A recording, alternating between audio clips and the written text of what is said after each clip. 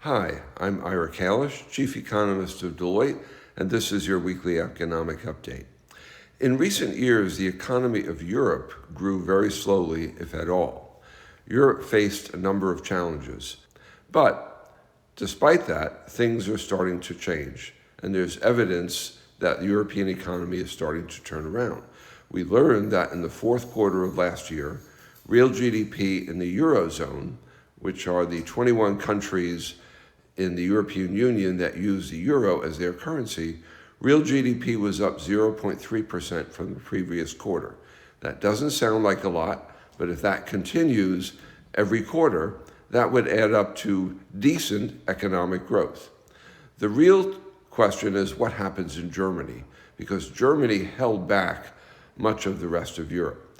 In recent years, several European countries, such as Spain and Portugal, actually experienced strong growth.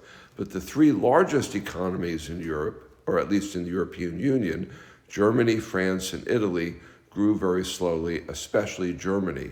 So if Germany turns around, that will be good news for Europe. There are some positive signs now for Germany. German heavy industry, which is dependent on energy costs, now faces much lower energy costs. In addition, the European Central Bank in the past 2 years has substantially eased monetary policy as inflation has come down, and that should have a positive impact on credit market activity.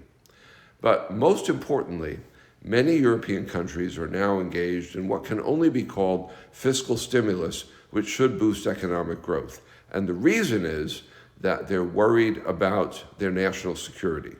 And the rebound in growth last quarter is probably related to that. And going forward, if this continues, that should have a positive impact on economic growth in Germany, which will have a positive spillover effect on the rest of Europe.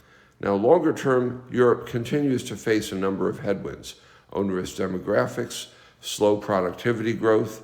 Many analysts believe the solution would be more fiscal and financial integration in Europe, enabling Europe as a whole to make big decisions that could boost productivity. But on the other hand, Europe continues to face political fragmentation. So the end result remains uncertainty going forward, but this year at least should see a rebound in economic growth. That's it for this week, and I hope you have a good week.